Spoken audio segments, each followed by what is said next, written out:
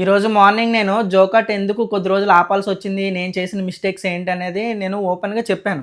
ఎందుకు చెప్పానంటే, ఎవరైనా జోకట్ లాంటి బిజినెస్ చేసే వాళ్ళకి ఒక ముందు జాగ్రత్తగా అంటే వాళ్ళు నేను చేసిన మిస్టేక్స్ చేయకుండా ఈ ప్రాబ్లమ్స్ ముందే వస్తాయి కాబట్టి, ముందే వాటికి ఒక సొల్యూషన్‌తో వాళ్ళు బెటర్ ప్రిపేర్ అయ్యి చేసుకుంటారని.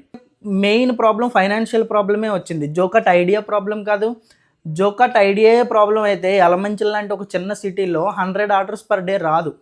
పర్ డే 100 ఆర్డర్స్ అది ఎలమంచిల్ అంటే ఒక చిన్న టౌన్‌లో వితిన్ 1 మంత్ లోపు అంటే అదేం చిన్న విషయం గాదు. నెలకి 23,000 ప్రాఫిట్ వచ్చింది.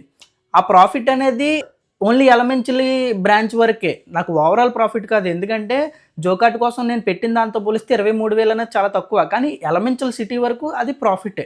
ఈ బిజినెస్ అనేది ఇనీషియల్‌గా ఖర్చు పెడితేనే ఎళ్తది. ఆరెల్స్ నాలాగా సోషల్ మీడియాలో మార్కెటింగ్ చేసుకోవాలి. నేను ఎలమంచిల్ ఫ్రాంచైజ్ కోసం డబ్బులేం ఖర్చు పెట్టలేదు. మార్కెటింగ్ అంతా నేను వీడియోస్ చేసుకుంటూనే చేశాను. నేను సోషల్ మీడియాలో వీడియోలు పెట్టాను, రెగ్యులర్‌గా ప్రమోట్ చేసుకున్నాను. అలాగే రీచ్ పెరిగింది, అలాగే సేల్స్ వచ్చాయి. అది కూడా జోకట్ పేజ్‌లో పెట్టలేదు. జోకట్ కాకుండా జోకట్ ఎలమంచిల్ అని ఒక సెపరేట్ పేజ్ క్రియేట్ చేసి పెట్టాను. మళ్ళీ జోకట్‌లో మీకంటే ఒక 10,000 ఫాలోవర్స్ ఉన్నారు, మీకు అవుతది అనడానికి.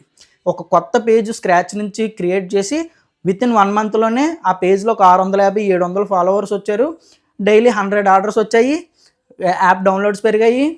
ఒక ప్రాఫిట్ కూడా చూపిచ్చాను పర్ మంత్‌కి. సో, ఇదెందుకు చేశాను? ప్రూవ్ చేయడానికి. అంటే యాప్‌లో ఎలాంటి ప్రాబ్లమ్ లేదు. బిజినెస్ మోడల్‌లో ఎలాంటి ప్రాబ్లమ్ లేదు. ఈ ఐడియా కరెక్ట్‌గా సక్సెస్ అవుతదని.